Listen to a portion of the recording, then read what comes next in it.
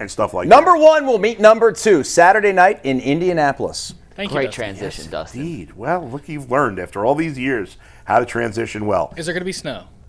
It's It's a indoors. dome. There we go. Yeah, We don't have to worry about guys not used to playing in the snow. I do think playing indoors it on helps a, Ohio on a State, turf I like think. that is I a think. gigantic advantage for Ohio State. I mean, listen, Indiana's really good. They've got much better players than they've had in years past. They've got better skill position, that whole thing. They don't have the speed overall, Right. from a depth standpoint that Ohio State has. They just don't. What does Indiana have at corner? How good are their cornerbacks to They- deal? Where's Tyvis Powell? Well, D'Angelo Pons is going to be a second-day pick, day 2 pick, Okay, second, third round. so he's a They good have player. One legit corner. I'm Yeah. not 100% confident the rest of their secondary. But their one guy, Pons, is a legitimate guy that you have to be you feel decently comfortable with putting him in isolation. Do they run sides, do you know? Or I don't know. No, is he going to be on Jeremiah Smith the whole game? I don't know, good luck. I mean, we got those two dudes, and then you get and Innis, Yeah. yeah, and they could run the ball. Honestly, whether they run sides, whether he follows Smith, Tate, whoever, the other guy has it. I still would take Tate and Smith over Pons any day of the week. Do you think Mendoza, I guess we don't know. I mean, we don't know him well enough, but there's a lot of pressure on Mendoza in this game, right? He's got the most pressure of anybody in this game. Because if Ohio State loses, it stinks. Yeah. But nobody's going to be saying, "Oh, they blew their season. They blew," No, because then they're going to go into the college football playoff like they did last year after a loss. Yeah. I'm not saying they're going to run the table if they lose this game, but they could, and nobody would. People will say they still can win. Right. Nobody's the whole going to thing. doubt them if they lose. Correct. And a freshman quarterback. Right. And to your point, a freshman quarterback. For Julian Sayin, it'd be disappointing if he didn't play well in this game. But he's not going into the draft next year. No. Right. There's nothing on the line in terms of the draft for him with this game. Whereas Mendoza, if he plays great, win or even if they lose somehow, he locks up the if he one pick. plays great, he probably locks up the top spot in the draft, or maybe. And then as a program, you're like, well, Indiana's legit. We didn't buy into them. All those doubters, you got to buy into them now. I will say this about Indiana. Yeah. And Dustin, I'm sure I know you haven't said we watched a ton of Indiana, but over the last 2 years, since Cignetti has got there, everyone who's, on the national circuit, talking head, college football guy, inside out, talks about their preparation and their discipline. Like the way that they have coached up some of these guys to block the exact way they want to block, to make the game as easy for a quarterback as they possibly can, to make sure defensively they're in the right gaps, they're as sound and technical as any team in the country. They may not have the talent of Ohio State, and I don't even think they have the coaching edge. So that's not what I'm getting at. But the way you beat a team as an underdog, like Indiana is, where there's a significant talent discrepancy, even though Indiana has the best team they've had in ages, is you have to have your P's and Q's down to a T and play technically a perfect game. Yeah, I mean, listen, this team, and I know Cignetti a little bit. I did a game in Harrisonburg his last year there in 23, and got to sit down with him in his office, and I know his pedigree. I know his history. In fact, it was funny. Narduzzi, we had Narduzzi, who's buddies with Cignetti. The whole coaching tree, Western PA ties and that whole thing. So Cignetti is going to have probably the toughest team, most prepared team that you'll find in America. Prepared was the word I was looking for. And with that being said, they'll win all these little intangibles, these little details to the game that, like Michigan's probably more talented maybe in a lot of ways than Indiana, but won't be as disciplined. They won't be as tough. And it's going to be a hell of a dogfight for Ohio State to win this game. I'm not by any stretch thinking this is going to be an easy walkover win. I'm a little concerned about the line moving it's down to 4 now. Is it? In most places. There's a little steam, a little bit of cash coming in to make a line against Ohio State. Usually this line would go from 4.5 to 6.5. Yeah. Late in the week for the Buckeyes, and that's not been the case. So I hope that everyone's wrong, and there's a bunch of people, there's a bunch of boosters in Indiana that are putting tons of cash on this game. Yeah. And they're going to be just absolutely embarrassed on Saturday night. But I think it's a coin flip type of game. I really do. For Indiana, in their running game, they've had 4 players, including Mendoza, with 6 rushing touchdowns or more. Well, that's an interesting point you bring up. And Yeah. I want to hear the rest of the stats, but you made me think of something I was going to make the point about with Bo Jackson for Ohio State. He's been, I think, the wild card for the Buckeyes this year. And he was a big wild card for that game against Michigan, especially in the snow. He was awesome. I thought he was sensational. And I wouldn't be surprised, again, this week, because the secondary, I think, is probably the strength of their defense. Up front, I think they'll have some opportunities to run the football. So Indiana's got nothing special in the front four? Well, I mean, certainly they're a special team, but if middle there is a good. weakness, quote-unquote weakness, I think it would probably be up front. Right, for Indiana. So you expect Ohio State to I think they'll be able to run the ball. They'll have some opportunities. Yeah, Bo Jackson was great against Michigan. And how could you not be great when your name is Bo Jackson? I mean, it's a lot of pressure. I'm pretty sure his first name's Lamar, too. Right. But he decided to go with that nickname. I know, Good for him. I'm pretty sure his name's Lamar Bo Jackson, which is just... Yeah, it's wild. Yeah. From Cleveland, by the way. The Hoosiers have, it seems like 3 legit backs, right? They got Hemby, Black, the best, and then this guy Martin, who's got 452 yards, who's third, but he's only carried the ball 70 times.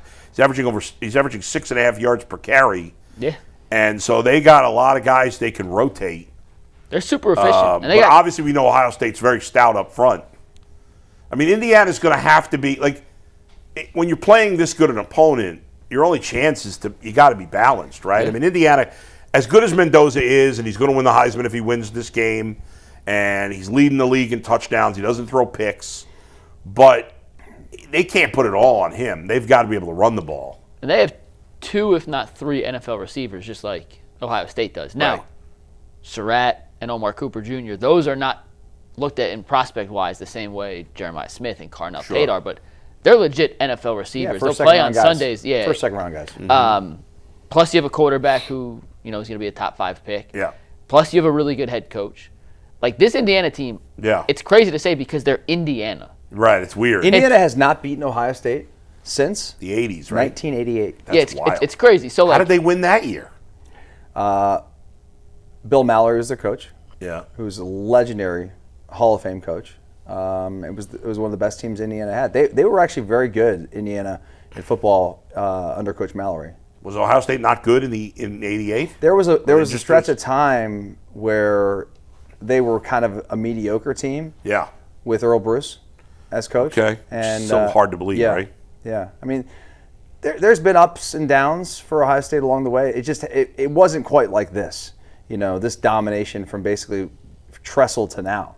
The last 25 years, I want to see all time. Do we know how many times all time Indiana's won? 12. Oh, so way back. It's like 80. It's like 88 and 12, and there's been like a few ties. Okay. Unrelated to Ohio State, Indiana, but did you see what Vanderbilt's trying to do this weekend, Dustin? Trying to play a game. Yeah. Vanderbilt, what do you mean? Because Vanderbilt is a 10-2 football team, and they have a resume that they feel like is up there against basically everybody in their conference and also the rest of college football. Right. They got a quarterback who, if he was playing this weekend for his conference title, would probably be the favorite for the Heisman, Diego Pavia. And their argument is, they would like to play a game. They want to play one more game to make a statement to the committee. To make a statement to be on. Now, they could. They could, yeah. They could do it if they could find an opponent to play. Should Notre Dame play them? Although Notre Dame's probably in. Notre Dame's probably going to be in regardless. Who's another very good team that could maybe? So here's not playing. So I got a text from my buddy, one of my old play partners. He said, John Gruden says the teams in the college football playoff should have to play this weekend so that they don't benefit from the teams that are playing currently, like the conference title games. Right. The matchups this weekend would be Oregon, James Madison, Ole Miss, Tulane, A&M, Vanderbilt, Oklahoma, Texas, and Notre Dame, Miami. I think it'd be awesome. It won't happen, but I mean, it would be fun. It'd be fun, wouldn't it? It'd be fun, yeah. But it'd be crazy. What if who's the team that should like if you were this team? All right, let's go play Miami. Vanderbilt. Miami's the team. Yeah. Miami's the team. Could they possibly get in if they beat Vanderbilt? I think they would. Miami might be in. Miami. They might be in already, but like this would take away the doubt. This would solidify it. So why don't they? Why wouldn't they do it? Here's what the crazy argument, right? So Notre Dame and Miami, they both have a 10-2 record. Yeah. Okay.